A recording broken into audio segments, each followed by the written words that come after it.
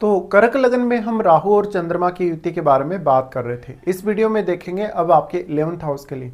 11th house में यहाँ चंद्रमा उच्च की स्थिति में होंगे और जब राहु इनके साथ होंगे तो ऐसा जो चंद्रमा और राहु का कंजक्शन होगा वो आपकी अपेक्षाओं को बहुत ज़्यादा बढ़ाने वाला होगा। जातक को पैसे को कमाने को लेकर बहुत ज़्यादा ऑब्सेशन रहेगा। साथ ही साथ जातक में क्रिएटिविटी और अदर स्किल्स भी होंगी। जातक अपने जो नेम फेम जो पाएगा वो अपने स्किल्स की वजह से ही पाएगा ज़्यादातर केस में। इस प्रकार का जातक धन और संपत्ति के प्रति बहुत ज़्यादा समर्पित रहेगा और अपने परिवार के प्रति भी। लेकिन इवन उसके अपने परिवार के लोगों से थोड़े बहुत डिस्प्यूट भी कभी कभी देखने को मिल सकते हैं। अब यहाँ पे आपको जो है पैसे कमाने को लेकर बहुत सारे साधन देखने को मिल सकते हैं जब भी ये कंजक्शन 11th हाउस में। लेकिन यहाँ अब शुक्र का जो रोल होगा वो बहुत इंपॉर्टेंट होगा। वास्तव में आप कितना ज़्यादा यहाँ अर्निंग्स कर पाएंगे, कितने ज़्यादा फेम आप प्राप्त कर पाएंगे। तो ये 11वां भाव होने की वजह से आपके पास इनकम से जुड़े हुए आइडियाज़ तो काफ़ी ज़्यादा होंगे, लेकिन उन आइडियाज़ को आप कैसे एडजस्ट कर सकते हैं ये आपको देखना होगा। राहु और चंद्रमा यहाँ स्थित होकर आपके नेम फेम को और आपकी रेपुटेशन को काफ़ी ज़्यादा बढ़ाने का काम करते हैं।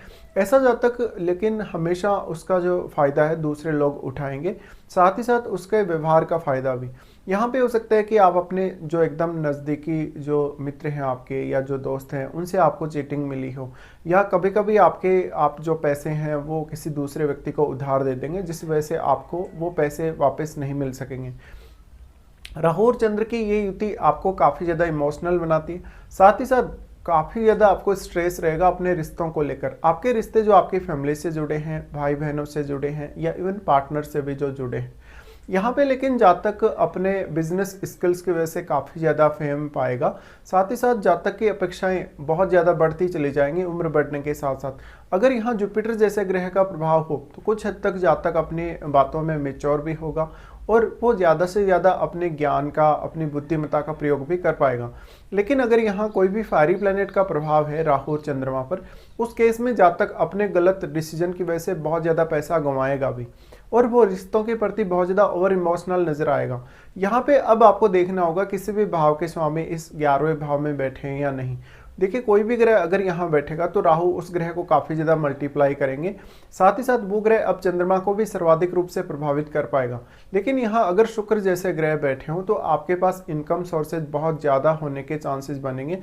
साथ ही साथ ये डिपेंड करता है कि यहाँ अगर शुक्र हैं तो वो वास्तव में कैसे स्थिति में हैं। अगर यहाँ शुक्र रेट्रोग्रेड कंडीशन में होंगे तो राहु बहुत ज़्यादा उसको प्रभावित कर सकेंगे।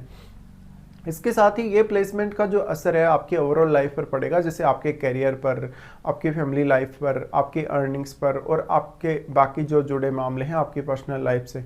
यहाँ पे अगर हम देखें तो अब जिस भाव का भी स्वामी इस 11th हाउस में बैठेगा उन भावों से आपको कुछ हद तक गेन प्राप्त हो सकता है। उन भावों से गेन प्राप्त करने की आपकी एक्सपेक्टेशन भी लगातार बढ़ती जाएंगी। यहाँ पे इन दोनों के ही कंजक्शन से आपको हमेशा ही उतार चढ़ाव देखने को मिलेगा अपने इमोशंस में। साथ ही साथ आपके आर्थिक गतिविधियों में भी काफ़ी ज़्यादा उतार चढ़ाव आता रहेगा। कभी कभी ऐसे जातकों को बहुत ज़्यादा स्पेकुलेटिव देखा जा सकता है जब वो लॉटरी और सट्टा की तरफ थोड़े ज़्यादा आकर्षित होते हैं। लेकिन अक्सर ऐसे जातक बहुत ज़्यादा ब्लाइंडली फैसला करेंगे और वो अपना बहुत ज़्यादा पैसा गंवा भी देंगे। ये कंजक्शन आपकी लव लाइफ को भी काफ़ी प्रभावित करेगा। जातक हो सकता है कि रिश्तों में बहुत ही ज़्यादा इमोशनल हो। यहाँ पे अब आपको ये देखना होगा कि यहाँ कोई भी अन्य ऐसा ग्रह प्रभाव डाल रहा है जो यहाँ पर जो इस हाउस को काफ़ी ज़्यादा प्रभावित कर सकता हो। बट यहाँ राहु ही ऐसा ग्रह है जो इस हाउस को सबसे ज़्यादा प्रभावित कर पाएगा और राहु अपने साथ बैठे हुए ग्रह को भी सर्वाधिक रूप से प्रभावित कर पाएगा। जब भी राहु के साथ कोई भी ग्रह अगर यहाँ रेट्रोग्रेड होकर बैठा हुआ होगा तब राहु का प्रभाव उस ग्रह पर ज़्यादा होने के चांसेस बनेंगे। इसके साथ साथ आपको शुक्र के प्लेसमेंट को देखना होगा। शुक्र वास्तव में अगर चार्ट में अच्छी स्थिति में है तो इस बात की बहुत प्रबल संभावना बनेगी कि जातक अपनी ज़्यादातर अपेक्षाओं को, अपनी इच्छाओं को वो पूरा कर पाएगा। हालांकि जातक काफ़ी मेहनती होगा और ईमानदार भी होगा। अगर दृष्टियों के हिसाब से देखेंगे तो राहु का सबसे पहले तीसरे भाव पे ही दृष्टि पड़ेगा। तीसरे भाव में ये कन्या राशि पर दृष्टि डालेंगे तो आपको बुध को देखना होगा। साथ ही 3rd हाउस में स्थित किसी भी ग्रह को आपको देखना होगा। जो भी ग्रह आपके 3rd हाउस में बैठा है उसको अब राहु का सपोर्ट रहेगा। साथ ही साथ यहाँ आपकी इमेजिनेशन स्किल और आपकी क्रिएटिव स्किल्स दोनों एक साथ मिलकर काम करेंगी। साथ ही साथ आपका कम्युनिकेशन बहुत बेहतर होगा राहु की दृष्टि 3rd हाउस पर पड़ने से। ऐसा जातक अपने धन प्राप्ति और अपने अन्य कार्यों के लिए काफ़ी ज़्यादा ट्रेवल भी करेगा। साथ ही साथ वो दूसरों से हमेशा सपोर्ट चाहेगा। इवन कभी कभी वो दूसरों पर ज़्यादा निर्भरता भी दिखाएगा। राहु की दृष्टि जो आपके थर्ड हाउस पे पड़ रही है, उस वजह से अब आपकी जो स्किल्स हैं, आपके जो इंटरेस्ट हैं, आपकी जो हॉबीज़ हैं, उनका रोल भी काफ़ी ज़्यादा हो सकता है आपकी अर्निंग्स में। इसके साथ साथ यहाँ आपके अपने भाई बहनों, रिश्तेदारों या पड़ोसियों से भी आपकी कुछ एक्सपेक्टेशन बढ़ी हुई रहेंगी। इसके बाद इन दोनों का ही प्रभाव पड़ेगा आपके पंचम भाव पे। पंचम भाव पे जो प्रभाव पड़ेगा, इसकी वजह से आपको बहुत ही ज़्यादा इंट्यूशन पावर बढ़ती हुई देखने को मिलेगी। यहाँ हालांकि आपके पंचम भाव में केतु स्थित होंगे, तो केतु के साथ भी अगर कोई ग्रह बैठा है तो उसको राहु, और राहु के साथ बैठा हुआ ग्रह कोई भी अन्य ग्रह जो बैठा है वो सर्वाधिक रूप से प्रभावित कर पाएगा।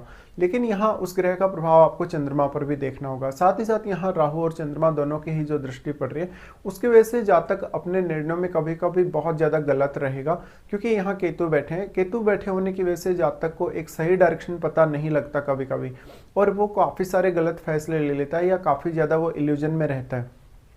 इसके अलावा आप लॉटरी या सट्टा की तरफ अगर आकर्षित होते हैं तो उतना ही ज़्यादा आपके लिए यहाँ रिस्क रहेगा। उसके बाद राहु की दृष्टि पड़ती है आपके सप्तम भाव पे। सप्तम भाव पे राहु की दृष्टि पड़े तो ये आपके नेम फेम के लिए काफ़ी अच्छा होगा, क्योंकि वो लग्नेश के साथ ही बैठे हैं आपके 11th हाउस में। लेकिन यहाँ पब्लिक ज़्यादातर आपको चीट ही करेगी या आपका फ़ायदा ही उठाएगी।